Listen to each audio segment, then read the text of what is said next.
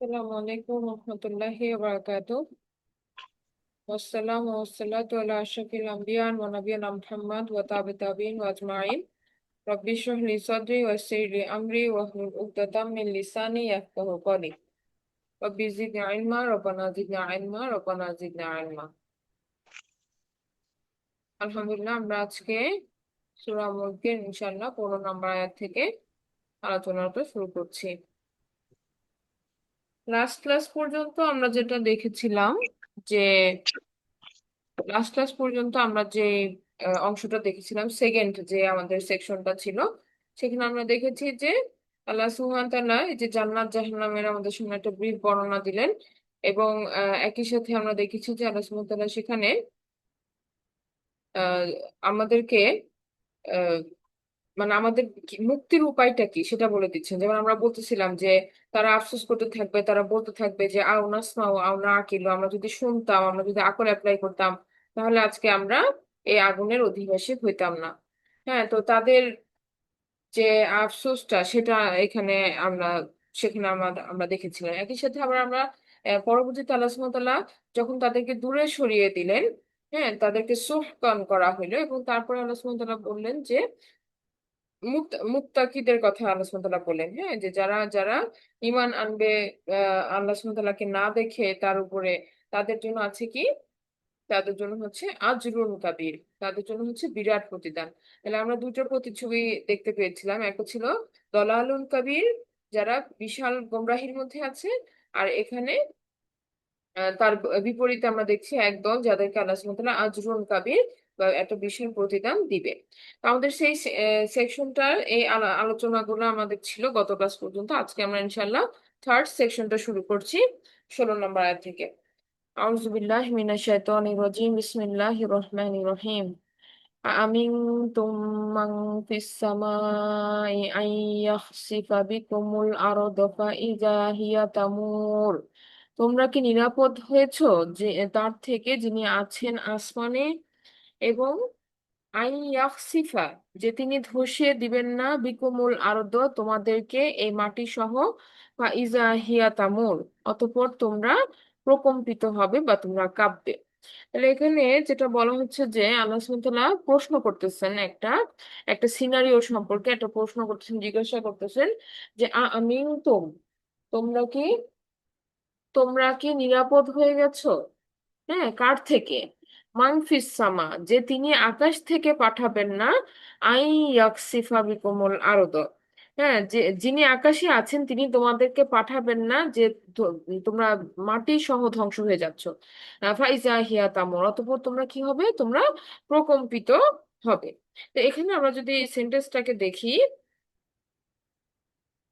দেখেন সেন্টেন্সটাতে বলা হচ্ছে যে তোমরা কি নিশ্চিত আছো যে আকাশে যিনি রয়েছেন, আকাশে যিনি রয়েছেন তিনি তোমাদেরকে ভূমি সহ ধসিয়ে দিবেন না, আর ওটা আকস্মিক ভাবে থরথর করে কাঁপতে থাকবে। ফাইজা হিয়া তামুর, হ্যাঁ, তো তামুর মানে হচ্ছে এটা ভীষণ ভাবে আর্থকোয়েক হওয়া, ভূমিকম্প হওয়া, প্রকম্পিত হওয়া, কেঁপে ওঠা ইত্যাদি।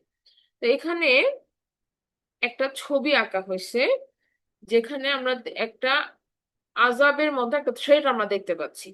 এখন আল্লাহ সুবহানাহু ওয়া তাআলা এখানে এই কথাটা মানে এই কথাটা কখন বললেন, আমরা আমরা যদি আবার একটু রিভিউ করি, জান্নাত জাহান্নামের কথার পরে আল্লাহ সুবহানাহু ওয়া তাআলা এখানে আমাদেরকে এই সতর্ক বার্তাটা দিয়ে আমাদেরকে। আপু, আসসালামু আলাইকুম। আপু, ওয়ালাইকুম এর আসসালাম ওয়া সাউন্ড রাহমাতুল্লাহ। কি কম? অনেক আমি সাউন্ড পাইতেছি না, হালকা শোনা যায়।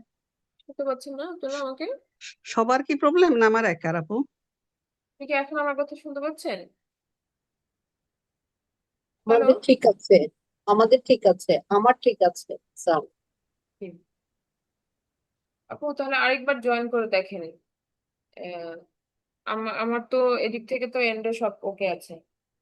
আচ্ছা, বুঝতে পারছি না, একদমই সাউন্ড নাই। আচ্ছা, আমরা কন্টিনিউ করি ইনশাল্লাহ।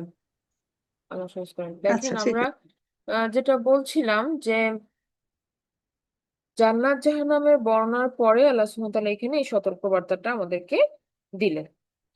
তো এটা এটা কেন আপনি যদি এখানে সিকোয়েন্সটা চিন্তা করেন, যে জান্নাত জাহান্নামের পরে আল্লাহ সুবহানাহু ওয়া তাআলা এখানে দুনিয়াতে একটা পানিশমেন্টের কথা বলতেছে, যেটা পসিবল। হ্যাঁ, তার মানে হচ্ছে যে মানুষগুলা আল্লাহ সুবহানাহু ওয়া তাআলাকে অস্বীকার করতেছে, কাফারু করতেছে, আমরা যে আয়াতে দেখে আসি যে তারা আল্লাহ সুবহানাহু ওয়া তাআলাকে কাফারু করে, অস্বীকার করে তাদের রবকে। আল্লাহ সুবহানাহু ওয়া তাআলা বলতেছেন যে তার রিজনটা কি, তার কারণটা কি। এক হচ্ছে তারা গয়েবে বিশ্বাস করে না। হ্যাঁ, তাদের কাছে জান্নাত জাহান্নামের কথাগুলোকে কাল্পনিক মনে হয়, তারা এটাতে বিশ্বাস করতে পারে না। তখন আল্লাহ সুবহানাহু ওয়া তাআলা তাদেরকে বললেন যে ঠিক আছে, সেই পানিশমেন্ট তো দূরে, কিন্তু এই যে দুনিয়াতে আমরা টিকে আছি, আমরা যে দুনিয়াতে আছি, এইটা কি খুব সিকিউর? আল্লাহ সুবহানাহু ওয়া তাআলা তাদেরকে এই বর্তমান প্রেক্ষাপটে জীবিত থাকা অবস্থায় তাদের উপরে যে আযাব নেমে আসতে পারে সেই সতর্কবার্তাটা এখানে দিচ্ছেন। তো এখানে আমরা যদি ফার্স্ট রিসিভার, যারা আমরা বারবার বলি যে কুরাইশদেরকে আল্লাহ সুবহানাহু ওয়া তাআলা প্রথম এই বাণীগুলো দিয়ে সতর্ক করেছেন, এবং তার পরবর্তীতে আমরা সকলেই এই বাণী দ্বারা সতর্ক বার্তা পাচ্ছি। তো তখন কুরাইশরা যখন এই বাণীটা প্রথম রিসিভ করে, তখন তারা কি শুনতে পাচ্ছে? তারা কিন্তু একটা, আমরা বলেছি যে তারা অনেক অহংকারী একটা জাতি ছিল, তাদের বংশ গৌরব তাদের অনেক বেশি ছিল। তো তারা কখনোই, তারা কিন্তু এই কোনো থ্রেট ফিল করে নাই। আল্লাহ সুবহানাহু ওয়া তাআলা সূরা ফিলে বলছেন না যে, সরি, সূরা আহ, কুরাইশে বলছেন না যে তাদেরকে এমন ভাবে সিকিউরিটি দেওয়া হয়েছে যে তাদের ক্ষুধার কোনো ভয় ছিল না। তারা গ্রীষ্মে এবং শীতে বিভিন্ন জায়গায় সফর করে বেড়াইতো, কারণ কেউ কুরাইশদের সাথে লড়তে আসতো না। কেন আসতো না? কারণ আমরা জানি যে ফিলের যে ঘটনাটা, মানে হাতি বাহিনীকে আল্লাহ সুবহানাহু ওয়া তাআলা যখন এই পাথর দিয়ে ধ্বংস করলেন, সেই ঘটনাটা চারিদিকে ছড়াই গেল, এবং এটা কুরাইশদেরকে একটা খুব হাই পজিশনে নিয়ে গিয়েছিল। যে সেখানে তারা তারা মানে সকলেই জানতো যে কুরাইশদের রব, মানে এই কাবা ঘরের রব যিনি, তিনি খুব পাওয়ারফুল। হ্যাঁ, কাজে তাদের সাথে মেস করা যাবে না। আর আরেকটা ব্যাপার হচ্ছে যে আমরা জানি কাবা ঘরের সারাউন্ডিং এ প্রত্যেক গোত্র তাদের মূর্তিগুলাকে রাখতো। তো কুরাইশদের সাথে যদি তারা ঝগড়া বিবাদ করে, তাহলে ওদের মূর্তির ক্ষতি করতে পারে। এজন্য তারা কুরাইশদের সাথে পাঙ্গা নিত না। তো এই যে এই আচরণটা বহু বছর ধরে চলে আসতেছিল, যার ফলে কুরাইশদের মধ্যে এই গৌরব বোধটা চলে আসছে যে তারা তো সিকিউর, তাদের সাথে তো কোনো কেউ লড়তে আসবে না, তাদের কোনো থ্রেট নাই। হ্যাঁ, তাদের তো সমস্ত, তারা নিয়ামত পাচ্ছে। তখন আল্লাহ সুবহানাহু ওয়া তাআলা তাদেরকে বললেন যে তোমরা এত বেশি নিশ্চিন্ত কিভাবে, যেখানে যিনি আকাশে আছেন তিনি তোমাদেরকে ভূমি সহ ধসায় দিতে পারেন। হ্যাঁ, ভূমি সহ তিনি ধসিয়ে দিতে পারেন। আচ্ছা, এখন এটা একটা এমন একটা প্রশ্ন যেটার কোনো উত্তর নাই, তাই না? এটা, এই সেন্টেন্সটা কিরকম একটা একটা মানে আমরা বলতে পারি যে প্রশ্নবোধক বাক্য, কিন্তু এই প্রশ্নবোধক বাক্যর কোনো জবাব নাই। হ্যাঁ, আমরা জানি কি যে যে কোনো প্রশ্নের পরে একটা জবাব থাকে, একটা উত্তর থাকে, কিন্তু এগুলা রিটোরিক্যাল কোশ্চেন বলা হয়। মানে এগুলো হচ্ছে আমাদেরকে, আমাদের বিবেককে জাগ্রত করার জন্য কিছু প্রশ্ন, যেটার আসলে হ্যাঁ না কোনো উত্তর নাই। যেটা আল্লাহ সুবহানাহু ওয়া তাআলা আমাদেরকে প্রশ্ন করতেছেন যেন আমরা চিন্তা করি এই ব্যাপারটা নিয়ে। হ্যাঁ, তো সেই সাথে আমাদের জন্য একই ভাবে এই কথাটা প্রযোজ্য। আমরা দুনিয়াতে যখন চলাফেরা করি, আমরা নিজেদেরকে খুব সিকিউর মনে করি যে সবই তো চলতেছে সুন্দর মতো। কত, মানে ততক্ষণ না পর্যন্ত যতক্ষণ না আমরা এই কোনো থ্রেট ফিল করি। যেমন আল্লাহ সুবহানাহু ওয়া তাআলা মাঝে মাঝে ভূমিকম্প দেন, যখন আমাদের কি হয়, মুখের রক্ত চলে যায়, এত আমরা মৃত্যু ভয়ে আমাদের ভিতরে ঢুকে যায়, আমরা সাথে সাথে দৌড়াদৌড়ি ছুটোছুটি শুরু করে দিই। হ্যাঁ, এই খানিকক্ষণ সময়ের মধ্যেই কিন্তু কি, কয়েক সেকেন্ড সময়ের মধ্যেই আমরা মানে মৃত্যু ভয়ে আমরা পালানোর চেষ্টা করি। আবার যেই আল্লাহ সুবহানাহু ওয়া তাআলা সব শান্ত করে দেন, আমরা আবার আল্লাহ সুবহানাহু ওয়া তাআলাকে ভুলে যাই। তো এই যে আমাদের পরিস্থিতিটা, আল্লাহ সুবহানাহু ওয়া তাআলা কিন্তু বলতেছেন যে আমরা এত সিকিউর ফিল করি কেন, বা আমরা এত যে রিল্যাক্স অবস্থায় আছি কেমনে? যে কোনো সময় তো আল্লাহ সুবহানাহু ওয়া তাআলা আমাদেরকে বিপদ দিতে পারেন, বা আমাদের পাকড়াও করতে পারেন। হ্যাঁ, সেটা আকাশ থেকে ইট বর্ষণের মাধ্যমেও আসতে পারে, আবার ভূমিধসের মাধ্যমেও হইতে পারে। আর ভূমিধসের ঘটনার কিন্তু আহ কিছু পূর্ব নমুনা কিন্তু আহ, আছে, যেটা তারা তারা জানে। যেমন কারুন, আমরা জানি যে তার অনেক সম্পদ ছিল, সেগুলো সহ কিন্তু সে ভূমি কিন্তু তাকে গ্রাস করে নিয়ে গেছিল। হ্যাঁ, তার যে বিশাল ধন সম্পদের ভান্ডার সহ সে কিন্তু গ্রাস হয়ে গেছিল। তো এগুলা গল্প কাহিনী কিন্তু তাদের মধ্যে এগুলো তাদের জানা ছিল। তো আল্লাহ সুবহানাহু ওয়া তাআলা যখন এটা বলতেছেন, দে কুড রিলেট, তারা এটা রিলেট করতে পারতেছে যে এটা পসিবল, যে ইয়া হয়ে যাবে, তাদের সমূহ ধসে যাবে। আরেকটা ব্যাপার হচ্ছে, দেখেন এখানে বলা হচ্ছে যে বিকুমুল আরদ, তোমাদের সহ মাটিটা কি হয়ে যাবে, সিঙ্ক হয়ে যাবে। হ্যাঁ, যেটা আমরা বুঝি যে আহ আছে না, যে একটা পুরা শহর বা একটা পুরা আপনার সিভিলাইজেশন 30 ফিট মাটির নিচে চলে যাচ্ছে, এই পরিমাণে আল্লাহ সুবহানাহু ওয়া তাআলা কিন্তু কি করতে পারেন, ভূমি দিয়ে গ্রাস করায় ফেলতে পারেন।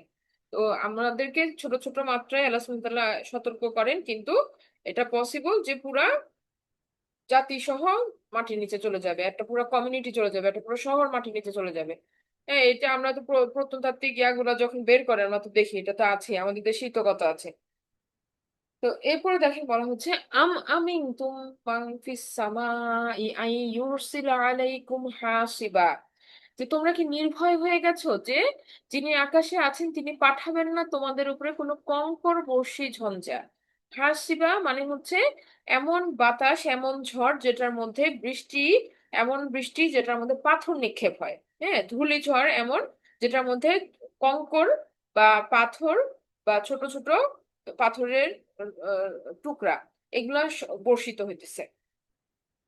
ফাসাতা'লামুনা কাইফা নাজির, অতএব তোমরা তখন জানতে পারবে যে কেমন ছিল আমার সতর্কীকরণ, কেমন ছিল আমার সতর্কীকরণ। তাহলে এখানে আল্লাহ সুবহানাহু ওয়া তাআলা যে এক্সাম্পলটা দিলেন, যে একই রকম ভাবে আগেরটা যেরকম ভূমি নিয়ে কথা বলছেন, এখানে আল্লাহ সুবহানাহু ওয়া তাআলা বলতেছেন যে এই পানিশমেন্টটা আসবে আকাশ থেকে, যে ইউরসিলা আলাইকুম, উপর থেকে তিনি নাজিল করবেন, ইউরসিলা আলাইকুম তোমাদের উপরে হাসিবা। হাসিবা হচ্ছে যে আমরা বললাম যে উপর থেকে বৃষ্টির সাথে পাথর নেমে আসবে। তো এইটাও কিন্তু ওখানে কুরাইশ যারা তারা কিন্তু রিলেট করতে পারে, কেন? কারণ আমরা জানি সূরা ফিলে যে ঘটনাটা, হাতি বাহিনী ধ্বংস হয়েছে কিভাবে।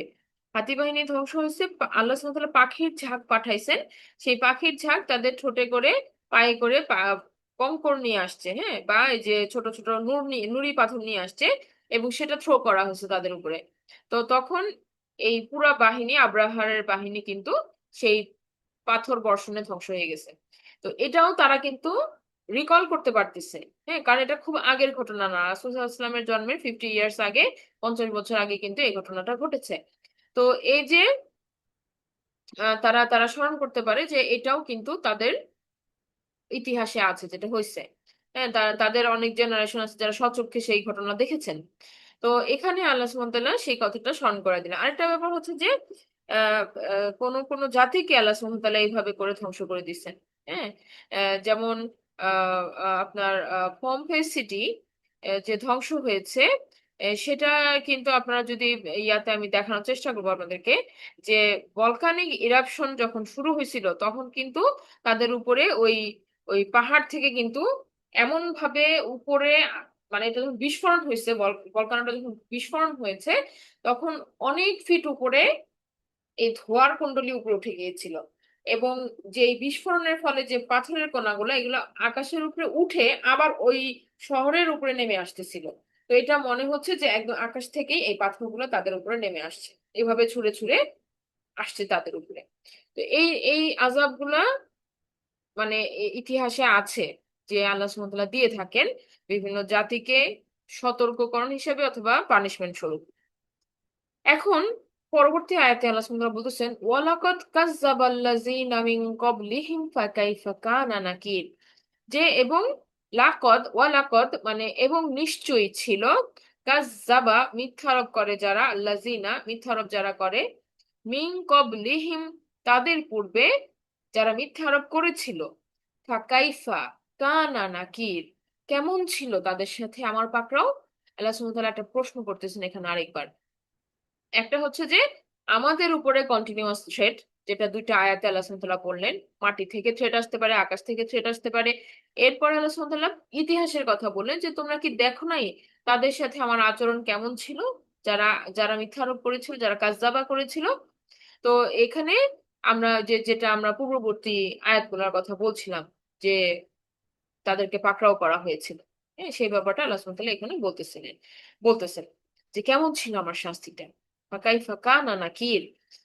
তো এখানে যে এই যে আল্লাহ সুবহানাহু ওয়া তাআলার পাকড়াও এর কথা যেটা এখানে আসছে, আমরা যদি নর্মাল সেন্সে দেখি, যে আমরা কি মনে করি যে আমাদের আমাদের কাছে মনে হয় যেন দুনিয়াতে আমরা যেভাবে চলতেছি এটাই স্বাভাবিক। আর আমাদের মৃত্যুটাকে আমাদের কাছে মনে হয় যে অস্বাভাবিক একটা ব্যাপার, যে হঠাৎ কেউ মারা গেলে আমরা খুব যে কিভাবে কি হলো আমরা জিজ্ঞেস করি। কিন্তু ইন অ্যাকচুয়াল আমরা যদি আল্লাহ সুবহানাহু ওয়া তাআলার ক্রনোলজিতে চিন্তা করি, আল্লাহ সুবহানাহু ওয়া তাআলা সূরা মুলকে শুরুতেই কিন্তু বলেছেন যে তিনি তৈরি করেছেন মাউতা ওয়াল হায়াতা, মৃত্যু এবং জীবনকে। তার মানে মৃত্যুটাই হচ্ছে ডিফল্ট কন্ডিশন, আর জীবনটা হচ্ছে আল্লাহ সুবহানাহু ওয়া তাআলা ধরে রাখেন, যতক্ষণ দিয়ে থাকেন ততক্ষণ হচ্ছে জীবন। আর যখন তিনি এটা আল্লাহ সুবহানাহু ওয়া তাআলা অনুমতি দেন, তখন এই জীবনটা থেকে আবারও ডিফল্ট কন্ডিশন মানে সেই মৃত্যুর মৃত্যুর মধ্যে সে ঢুকে যায়। যেমন একটা সিম্পল ভাবে যদি আমরা বলি, আপনি একটা গাছ লাগাইছেন, এখন এই গাছটাকে আপনি পানি যদি না দেন, যত্ন যদি না করেন, তাহলে গাছটা কি হবে? গাছটা কিন্তু মারা যাবে। গাছটা মারা যাবে, শুকায় যাবে, তার পাতা ঝরে যাবে, গাছটা সার্ভাইভ করবে না। তাহলে এই গাছটাকে কন্টিনিউয়াস কি করতে হচ্ছে? যত্ন নিতে হচ্ছে। আপনি যখন গাছটা লাগাচ্ছেন, তখন গাছটাকে আপনার কন্টিনিউয়াস যত্ন নিতে হচ্ছে। আর যদি আপনি সেখান থেকে নজর সরাই ফেলেন বা টেক কেয়ার না করেন, তাহলে কি হচ্ছে? আহ, আহ, এই গাছটা মারা যাবে, আস্তে আস্তে সে মারা যাবে। তো একইভাবে আল্লাহ সুবহানাহু ওয়া তাআলা আমাকে আপনাকে প্রত্যেককে সাস্টেন করাইতেছে। আমরা যে বেঁচে আছি এটা এমনি এমনি না। আমরা যে বেঁচে আছি এটা এমনি এমনি না, আমাদের প্রতি মুহূর্তে আমাদের টেক কেয়ার করা হচ্ছে, আমাদেরকে আমাদের সাস্টেইন করানো হচ্ছে।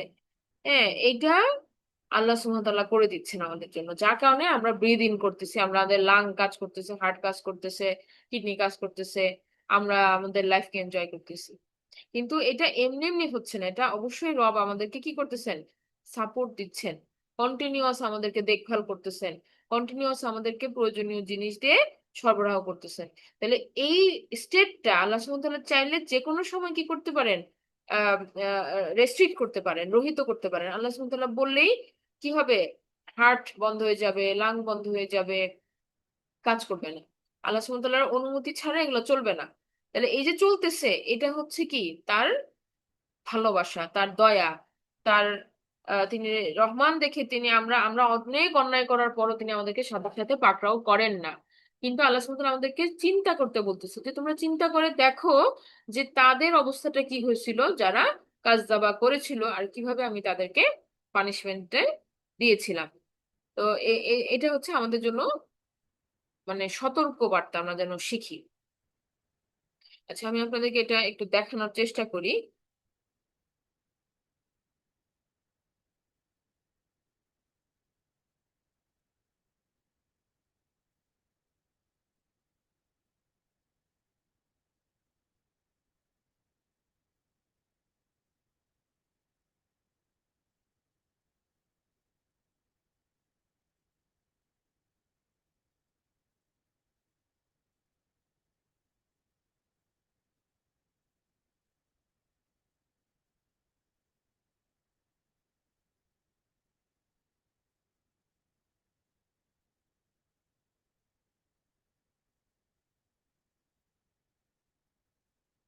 হ্যাঁ, তো হয়ে গেছে আমার স্ক্রিনটা।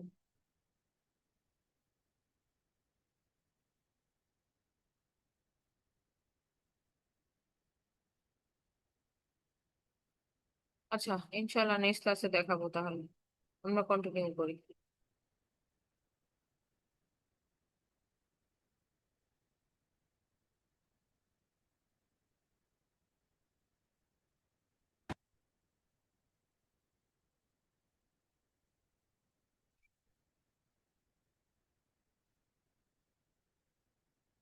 দেখেন, এখানে বলা হচ্ছে যে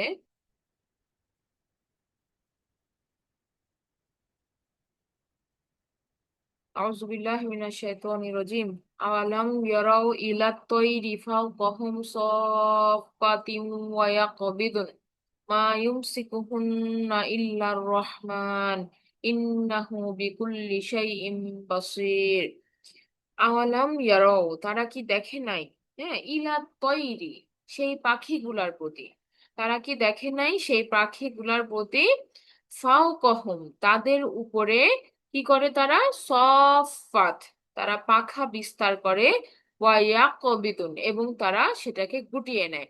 তাহলে এখানে আল্লাহ সুবহানাহু ওয়া তাআলা আমাদেরকে উপরের দিকে তাকাইতে বলতেছেন, আকাশের দিকে তাকাইতে বলতেছেন। আওয়ালাম ইয়ারাও, তারা কি দেখে নাই? ইলা তয়রি, ইলা তয়রি, তাদের এই যে পাখিগুলোর উপরে কি প্রতি কি তারা দেখে নাই? হাউ কহম, যেটা তাদের উপরে, আমাদের মাথার উপরে তারা উড়ে যায়। পাখিগুলা যখন উড়ে যায় আমরা কি তাদেরকে দেখি না? তারা কি করছে? তারা পাখা বিস্তার করতেছে। যদিও এখানে পাখা শব্দটা আসে নাই, শুধু বলছে সফাত, মানে তারা বিস্তৃত হয়। এবং ওয়ায়াকবিদুন, গুটিয়ে নেয়। দুইটা ভার্ব এখানে আসছে, যেখানে বলা হচ্ছে, একটা হচ্ছে বিস্তার করে, গুটিয়ে নেয়। যদিও ট্রান্সলেশন এখানে পাখা শব্দটা দেখা যাচ্ছে, কিন্তু অরিজিনালি এখানে পাখা শব্দটা অ্যারাবিকে নাই, অ্যারাবিক ওয়ার্ডটা নাই। কি বলা আছে? বিস্তার করে, গুটিয়ে নেয়। আচ্ছা, আমরা আমরা বুঝার চেষ্টা করব। আমরা তো পাখি দেখি, কিন্তু পাখির মেকানিজম নিয়ে আমরা কখনো হয়তো পড়াশোনা করি নাই, চিন্তা করি নাই, বা সুযোগ হয় নাই, বা সময় হয় নাই, বা কখনো এটা প্রয়োজনীয় মনে করি নাই। কিন্তু আল্লাহ সুবহানাহু ওয়া তাআলা যেহেতু কোরআনে আমাদেরকে বলতেছেন যে তোমরা দেখো না এই পাখিটাকে কিভাবে সে তোমাদের মাথার উপরে কিভাবে সে বিস্তার করে আর সংকুচিত করে, তাহলে আমাদের এটা নিয়ে এখন চিন্তা করতে হবে, কারণ এটা আল্লাহর আদেশ। এরপর আল্লাহ সুবহানাহু ওয়া তাআলা বলতেছেন, মা ইউমসিকুহুন্না ইল্লার রহমান, কে তাকে ধরে রাখে দয়াবান ছাড়া, মানে আর রহমান ছাড়া কে এই পাখিটাকে এরকম শূন্যে ধরে রাখে? হ্যাঁ, তাহলে আমরা একটু আগে যে কথাটা বলতেছিলাম যে আমরা যে জীবিত আছি, এটা আল্লাহ সুবহানাহু ওয়া তাআলা আমাদেরকে ধরে রাখছেন।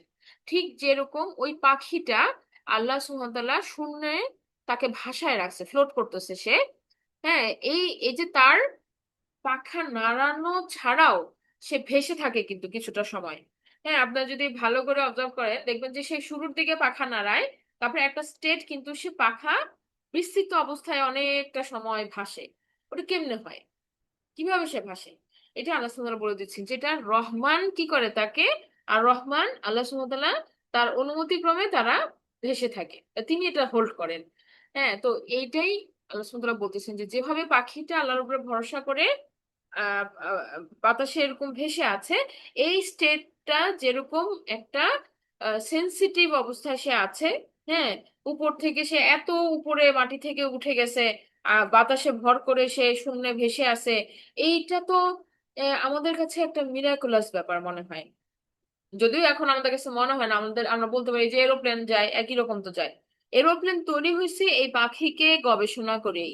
এরোপ্লেন তৈরি হয়েছে কিভাবে, পাখি কিভাবে ডানা মেলে, পাখি কিভাবে ল্যান্ড করে, এগুলো তারা ভালো করে অবজার্ভ করছে। এবং এই মেকানিজমে তারা কিন্তু এরোডাইনামিক্স কে মানে পড়াশোনা করে তারা কিন্তু এরোপ্লেনের যে স্টার্টিং সেটা করছে। তো এখানে আল্লাহ সুবহানাহু ওয়া তাআলা যখন বলতেছেন যে কিভাবে এই পাখিগুলা ধরে থাকে, যে, যখন বলতেছেন, তো সেই স্টেটটাই কিন্তু আমাদের জন্য প্রযোজ্য। আমরা মাটিতে হাঁটতেছি, কিন্তু আমরা যে জীবিত আছি আমাদেরকে আল্লাহ সুবহানাহু ওয়া তাআলা ধরে রাখছেন। এই যে কন্টিনিউয়াস অক্সিজেন সাপ্লাই দিচ্ছেন, কন্টিনিউয়াস ফিল্টার করে দিচ্ছেন, বডি থেকে দূষণ গুলাকে ফিল্টার করে দিচ্ছেন। হ্যাঁ, এয়ার ফিল্টার করে দিচ্ছে আমাদের লাংগুলা। এটা এমনি এমনি না। হ্যাঁ, এই পাখিটাকে দেখে আমাদের বোঝা উচিত যে পাখিটা যেভাবে সার্ভাইভ করতেছে আমরাও সার্ভাইভ করতেছি। এরপর আল্লাহ সুবহানাহু ওয়া তাআলা বললেন, ইন্নাহু বিকুল্লি শাইইন বাসির, নিশ্চয়ই সবকিছুর উপরে তিনি হচ্ছেন বাসিরুন, তিনি হচ্ছেন সবকিছু দেখেন। এখন আপনার কাছে মনে হতে পারে যে আচ্ছা, আল্লাহ সুবহানাহু ওয়া তাআলা আমরা বুঝতেছি যে একটু আগে থ্রেটের কথা বলছেন, তারপর আমাদের যে বাঁচায় রাখছেন পাখি দেখে আমরা সেটা বুঝি যে পাখিটা যেভাবে রবের অনুমতিতে ভেসে থাকে, আমরা ওইভাবে আছি একটা স্টেটের মধ্যে, এইটা তো বুঝলাম। কিন্তু শেষে আল্লাহ সুবহানাহু ওয়া তাআলা কেন বলেন ইন্নাহু বিকুল্লি শাইইন বাসির? আল্লাহ সুবহানাহু ওয়া তাআলা সবকিছু দেখতেছেন, এটা কেন বললেন? কারণ যখনই পাখির কথা আসলো, তার আগে একটু আগে আকাশ থেকে পাথর পড়ার কথা আসলো, সাথে সাথে কিন্তু মক্কাবাসীদের মনের মধ্যে কি চলে আসছে? সেই আব্রাহারের বাহিনী ধ্বংসের কথা চলে আসছে, যেটা পাখি তারা আল্লাহ সুবহানাহু ওয়া তাআলা করে দিয়েছিলেন। আর ওই সময়ে তারা কিন্তু কেউ মানে কোনো বাহিনী কিন্তু আব্রাহারকে ফেস করতে হয় নাই। আব্রাহার জাস্ট হাতি বাহিনীকে, তার সৈন্যবাহিনীকে নিয়ে আগায় আসছে, আর আল্লাহ সুবহানাহু ওয়া তাআলা আকাশ থেকে পাখি দিয়ে কিন্তু তাদেরকে প্রতিহত করে দিচ্ছেন। এখানে কোনো হিউম্যান ফাইট ছিল না। তাহলে একটা ব্যাপার দেখেন যে আহ আল্লাহর ঘরকে আল্লাহ সুবহানাহু ওয়া তাআলা অ্যাপ্রোপ্রিয়েট টাইমে সেভ করছেন। তাহলে তিনি কি দৃষ্টি রাখতেছেন কন্টিনিউয়াস যে কখন কি হচ্ছে, আর প্রয়োজন মতো আল্লাহ সুবহানাহু ওয়া তাআলা কি করতেছেন, সাহায্য পাঠাইতেছেন। তো এই ব্যাপারটাই এখানে আল্লাহ সুবহানাহু ওয়া তাআলা আমাদেরকে হাইলাইট করলেন যে তিনি সবকিছু দেখেন, বিকুল্লি শাইইন বাসির, তিনি সবকিছু দেখেন। আর যেভাবে এই পাখি দিয়ে আল্লাহ সুবহানাহু ওয়া তাআলা সেই সময়ে কাবা ঘরকে সেভ করছেন, একই ভাবে কি করতে পারেন, আল্লাহ সুবহানাহু ওয়া তাআলা কিন্তু যে কোনো সময় তার তার তার বাহিনীকে পাঠাইতে পারেন। এটা হইতে পারে পাখির বাহিনী, হইতে পারে কোনো আহ অন্য সৃষ্টি আল্লাহ সুবহানাহু ওয়া তাআলার, যার মাধ্যমে আল্লাহ সুবহানাহু ওয়া তাআলা কি করবেন, তার শত্রুদেরকে দমন করবেন। এখন আল্লাহ সুবহানাহু ওয়া তাআলার শত্রু কারা? যারা ইসলামের বিরোধিতা করে, যারা আল্লাহ সুবহানাহু ওয়া তাআলাকে অস্বীকার করে, তার নিয়ামতের অস্বীকার করে, তো এরা, যারা আল্লাহ সুবহানাহু ওয়া তাআলার সাথে শিরিক করে, এরা হচ্ছে এনিমি।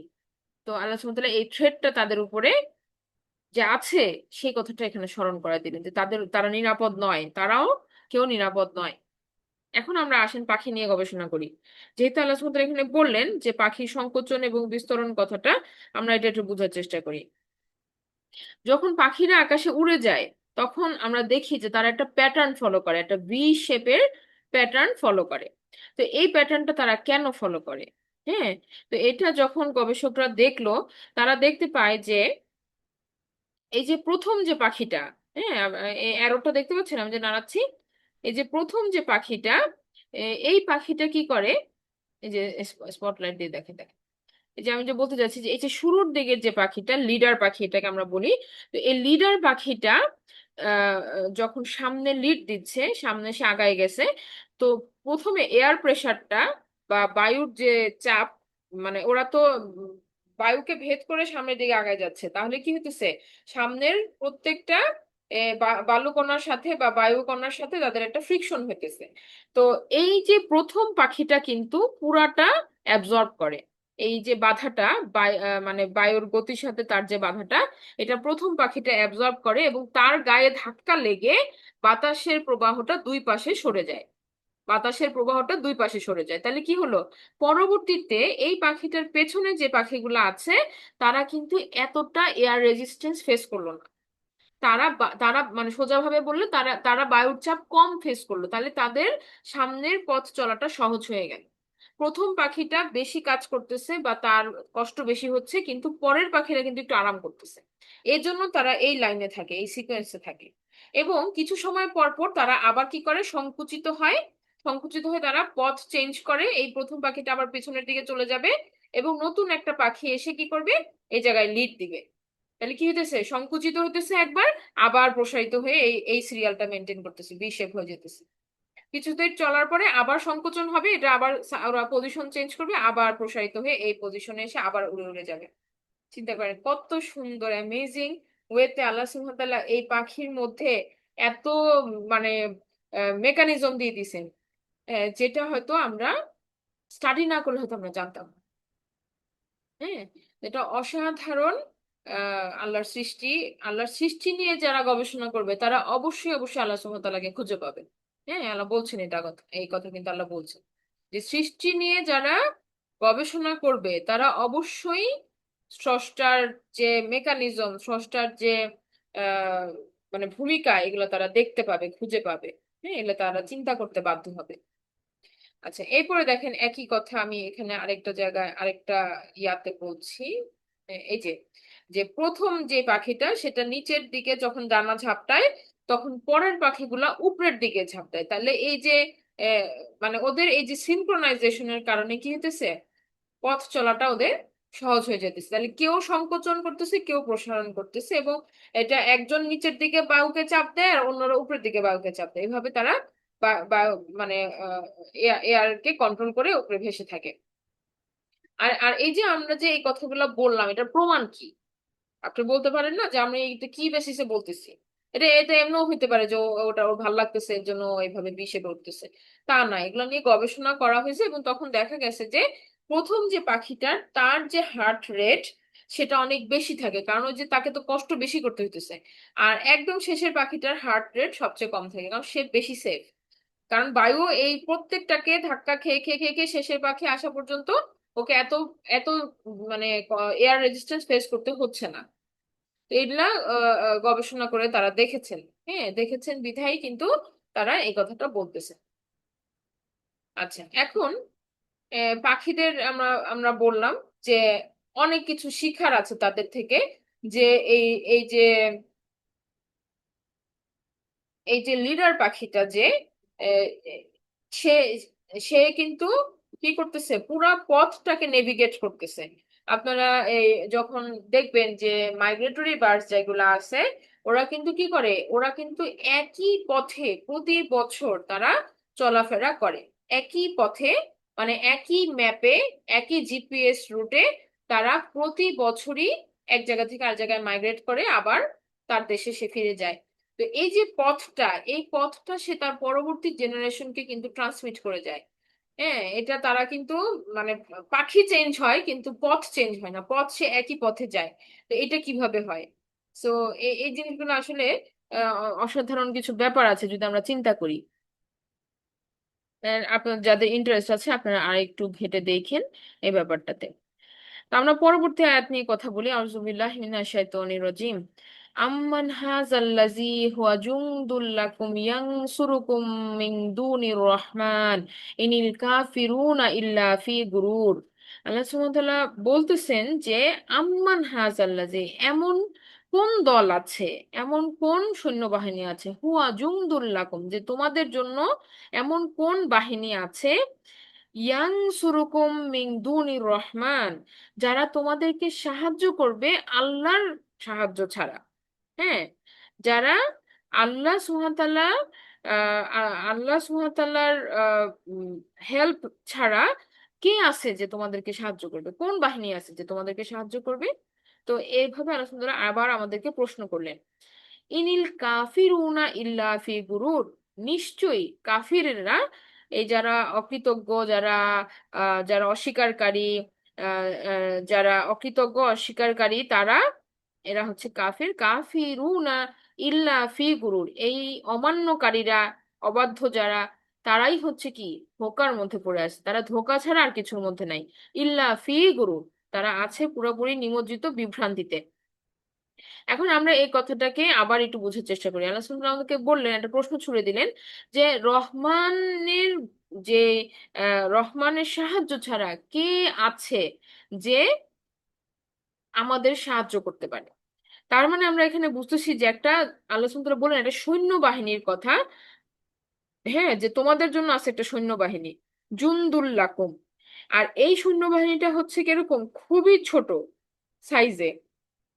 যদি আমরা আল্লাহ সুবহানাহু ওয়া তাআলার আল্লাহ সুবহানাহু ওয়া তাআলার মানে উম, মালিক হিসেবে যদি আমরা আল্লাহ সুবহানাহু ওয়া তাআলাকে আবারও চিন্তা করি, যেমন 1 নম্বর আয়াতে আমরা পড়ে আসি যে তার হাতে হচ্ছে সমস্ত রাজত্ব, বিয়াদিহিল মুলক, তাহলে তিনি যেই পরিমাণ ক্ষমতার অধিকারী, বা তিনি যেই পরিমাণ আহ আহ, যেই যেই আধিক্যে তিনি মানে ক্ষমতা রাখেন, তার ধারের কাছে তো কেউ নাই। তো এই ক্ষমতাশীল প্রতাপশীল রাজার বিরুদ্ধে লড়াই করার মতো কোন সেই ছোট্ট বাহিনী, হ্যাঁ, যে যা নিয়ে আমরা যাইতেছি রবের সাথে লড়াই করতে, কে সে? এইটা একটা প্রশ্ন ছুড়ে দিলেন আল্লাহ। Who is that? তো এইটা একটা। আর দ্বিতীয়ত হচ্ছে যে কার বিরুদ্ধে তারা লড়াই করে, কার বিরুদ্ধে? সেই রহমানের বিরুদ্ধে, যে রহমান তাদেরকে খাওয়াইতেছে পড়াইতেছে কন্টিনিউয়াস। তাহলে আপনার কাছে সিনারিওটা কিরকম মনে হওয়ার কথা, যে যুদ্ধটা হইতেছে একজন রাজার বিরুদ্ধে? তাহলে কি আহ, সেই রাজা হচ্ছে এনিমি, শত্রুপক্ষের বিরুদ্ধে যুদ্ধ হইতেছে। কিন্তু আল্লাহ সুবহানাহু ওয়া তাআলা পুরো সিনারিওটা কি পাল্টাই দিলেন রহমান শব্দটা এখানে উল্লেখ করার মাধ্যমে। আল্লাহ সুবহানাহু ওয়া তাআলা বলেন যে না, তোমার এনিমি তো আমি না, আমি তো তোমাকে ভালোবেসে তোমাকে খাওয়াচ্ছি পড়াচ্ছি। এই যে যুদ্ধ হতে যাওয়ার আগেও যে তুমি খাবার খেয়ে আসছো, সেই খাওয়াটা তোমাকে কে দিছে? যে আমার বিরুদ্ধে যুদ্ধ করতে আসছো, আমি তো তোমাকে খাওয়াইছি। এইটা তাহলে দেখেন, রহমান শব্দটা যদি আমরা বুঝি, তাহলে আমরা বুঝবো যে আমরা কার বিরুদ্ধে যুদ্ধ করতেছি। তার রাজত্ব থেকে, তার খাবার খেয়ে, তার সমস্ত নিয়ামত ভোগ করে আবার তার বিরুদ্ধে যুদ্ধ করতেছি। তাহলে যখন কেউ তার আকল অ্যাপ্লাই করবে, যে আও নাসমাও আও না কিলো, যদি সে আকল অ্যাপ্লাই করতো, সে যদি চিন্তা করতো, শুনতো, তাহলে সে বুঝতে পারতো যে পুরা পথটাই সে ভুল পথে হাঁটছে। রহমানের বিরুদ্ধে সে চলে গেছে, যেখানে এই রহমান তাকে কন্টিনিউয়াস সাপোর্ট দিছে। তাহলে শত্রু কে? শত্রুকে, রব তো শত্রু নয়। হ্যাঁ, যে রবের বিরুদ্ধে তারা সোচ্চার হয়েছে সেই রব তাদের শত্রু নয়। তাহলে এই জিনিসটাই মানে যখন একটা একটা সোলজার যুদ্ধক্ষেত্রে যদি সে বুঝে যে যেই রব তাকে জীবন দিয়েছে, যে রব তাকে সাস্টেন করাইছে, সেই রবের বিরুদ্ধে সে দাঁড়ায় গেল, তাহলে সে সে কিন্তু তখন আর কি করবে না, তার হাতে কিন্তু আর কোনো অস্ত্র উঠবে না, যদি সেটা বুঝে। আহ, এটা হচ্ছে আল্লাহ সুবহানাহু ওয়া তাআলার ডাক, যে তিনি দিচ্ছেন, এভাবে ডাক দিচ্ছেন যে তুমি কার বিরুদ্ধে যুদ্ধ করো? এই রহমানের বিরুদ্ধে। রহমান ছাড়া কে আছে যে তোমাকে বাঁচাবে? এটা হচ্ছে এই আয়াতের স্টেটমেন্ট। এরপর আল্লাহ সুবহানাহু ওয়া তাআলা বললেন যে ইনিল কাফিরুনা ইল্লা ফি গুরুর, অবশ্যই কাফের ছাড়া আর কেউ গোমরাহির মধ্যে নাই। কারণ যে এই কথা রিয়েলাইজ করে সে কোনোভাবেই আর অমুসলিম থাকতে পারবে না। যেটা বুঝে যে রব তাকে খাওয়ায় পড়ায়, রব তাকে সাস্টেন করে, সে অবশ্যই রবের প্রতি সাবমিসিভ হবে। আর যারা কাফির অবস্থায় এখনো বিদ্যমান আছে বা গোয়ার ধরে আছে যে আমি আমি এই একসেপ্ট করব না, তারা অবশ্যই বিভ্রান্তির মধ্যে আছে। নেক্সট আয়াতে দেখেন বলা হচ্ছে আম্মান হাযাল্লাযী ইয়ারযুকুকুম ইন আমসাকা রিজকাহ বাল্লাজ্জু ফি উতুইয়িন ওয়া নুফুর। কে আছে, আম্মান হাযাল্লাযী, কে আছে, ইয়ারযুকুকুম, যে তোমাকে রিজিক দিবে বা তোমাদেরকে রিজিক দিবে, এমন কে আছে? ইন আমসাকা রিজকাহ, যদি তিনি রিজিকটা বন্ধ করে দেন। আল্লাহ সুবহানাহু ওয়া তাআলা যে আমাদেরকে খাওয়াচ্ছেন, আমাদেরকে প্রোভাইড করতেছেন, যদি এই রিজিকটা তিনি কোনো কারণে একদিনের জন্য বন্ধ করে দেন, তাহলে এটা এনে দেওয়ার মতো আর কেউ নাই। হ্যাঁ, এটাকে আবার রিভার্স করার মতো আর কেউ নাই। যে সমস্ত মূর্তিদেরকে তারা ডাকে, এই মূর্তিরা তাদের নিজেদেরই কোনো কল্যাণ করতে পারে না। বা এই যাদেরকে তারা রব হিসেবে আল্লাহ সুবহানাহু ওয়া তাআলার সাথে শিরিক করে, তারা কোনো কল্যাণই তাদের করতে পারে না। তারা একেবারেই বধির, কোনো কিছু শুনেই না, কোনো রেসপন্সই করে না। আর সেখানে আল্লাহ সুবহানাহু ওয়া তাআলা তাদের কন্টিনিউয়াস খাওয়াচ্ছেন, পড়াচ্ছেন। আল্লাহ সুবহানাহু ওয়া তাআলা বলতেছেন যে আমি যদি এটা অফ করে দেই, তাহলে তোমাকে কে খাওয়া দিবে? হ্যাঁ, ইয়ারযুকুকুম ইন আমসাকা রিজকা, আমি যদি বন্ধ করে দিই, কে তোমাদের রিজিক দিবে? বাল্লাজ্জু ফি উতুইয়িন ওয়া নুফুর।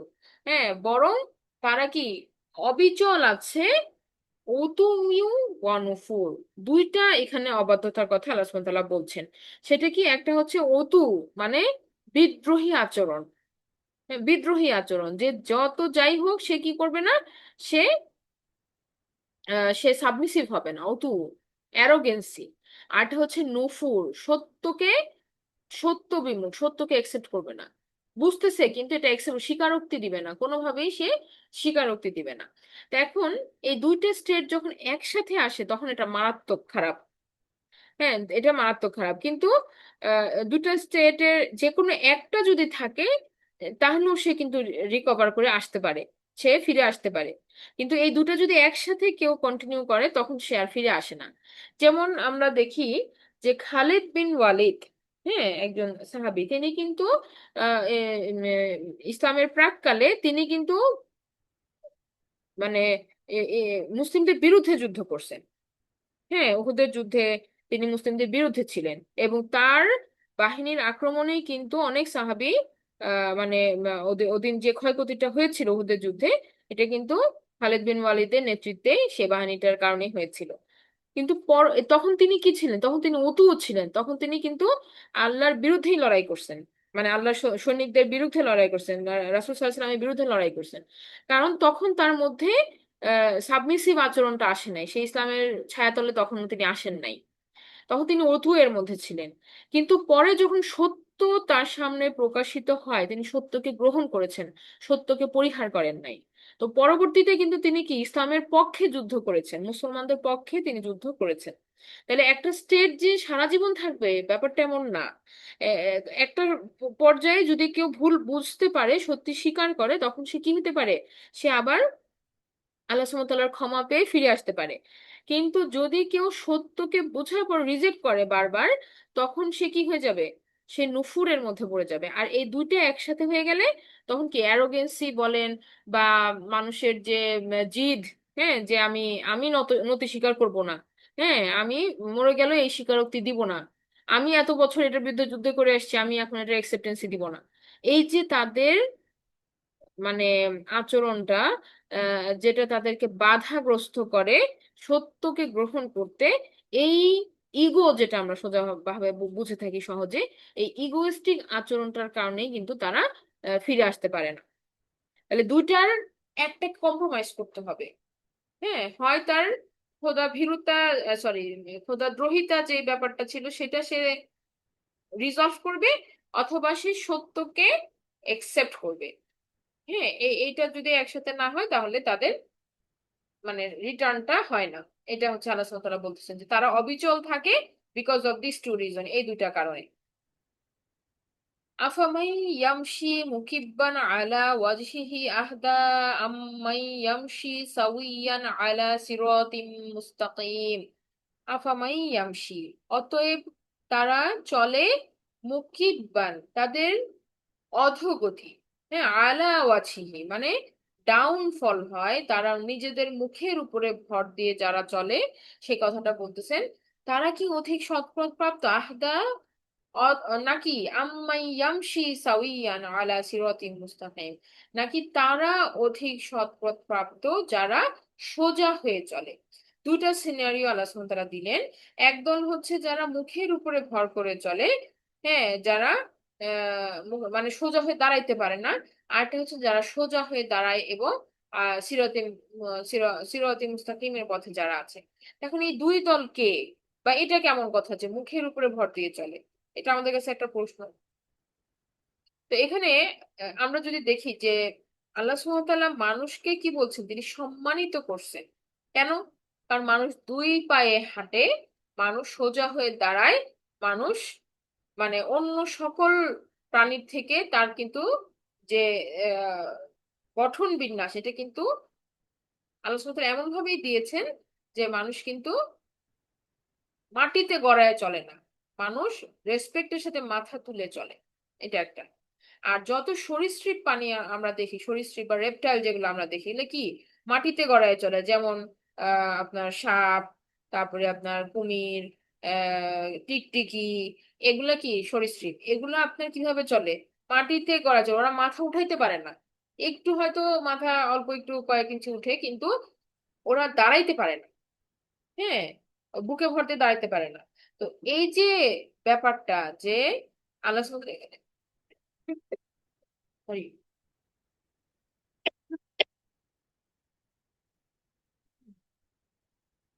সরি আমি যে বলছিলাম যে এই যে সিনারিওটা, যে মুখের উপরে ভর দিয়ে চলাটা, এটা হচ্ছে একটা এক ধরনের অপমান।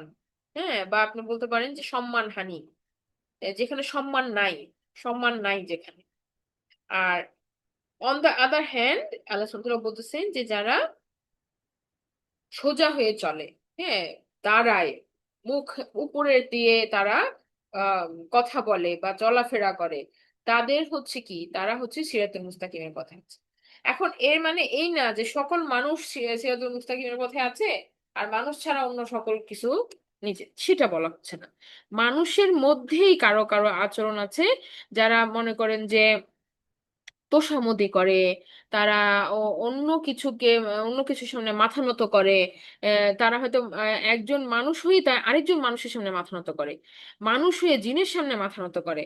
হ্যাঁ, তো এই যে তারা কি করতেছে, তারা সৎ পথ থেকে দূরে সরে গেল। আর যারা একমাত্র আল্লাহ সুবহানাহু ওয়া তাআলাকেই রব হিসেবে মানে, তারা কিন্তু কারোর সামনে মাথা নত করে না আল্লাহ ছাড়া। হ্যাঁ, তা এটা হচ্ছে সিরাতুল মুস্তাকিমের পথ, যেখানে রবের স্বীকারোক্তি দেওয়ার ফলে সে অন্য আর সকল শৃঙ্খলা থেকে মুক্ত হয়ে গেছে। আর যে যে কেউ এটা করে না, সে কিন্তু কি, সে যে নাফসের দাসত্ব করে, সে বিভিন্ন পীর ফকিরের দাসত্ব করে, সে তার বসের দাসত্ব করে। হ্যাঁ, কেউ কেউ আছে বউয়ের দাসত্ব করে, কেউ আছে সন্তানদের দাসত্ব করে, দাসত্ব করে। তারা আল্লাহ ছাড়া অন্যদেরকে ভয় পায়, আল্লাহ ছাড়া অন্যদেরকে তারা সাবমিসিভ হয়ে আছে তাদের কাছে। হ্যাঁ, তো এই যে ব্যাপারগুলা, এইটা হচ্ছে এখানে আমাদের চিন্তার বিষয়, যে আমাদের চিন্তা করতে হবে যে ব্যক্তি মুখে ভর দিয়ে চলে, সে কি ঠিক পথে চলে, নাকি সেই ব্যক্তি যে সরল পথে চলে, হ্যাঁ, সে সোজা হয়ে সরল পথে চলে। তো এটা আল্লাহ সুবহানাহু ওয়া তাআলা আমাদেরকে চিন্তা করতে বলছে। আমার মনে হয় আমরা আজকে এতটুকু রাখি। হ্যাঁ, আমরা নেক্সট দিন এটা কনক্লুশনটা করবো, তাহলে আমাদের রিভিশনও হয়ে যাবে নেক্সট ক্লাসে ইনশাআল্লাহ। আর আমরা শেষ করছি আজকে সুবহানাকা আল্লাহুম্মা ওয়া বিহামদিকা আশহাদু আল্লা ইলাহা ইল্লা আনতা আস্তাগফিরুকা ওয়া আতুবু ইলাইক। আসসালামু আলাইকুম ওয়া রাহমাতুল্লাহ।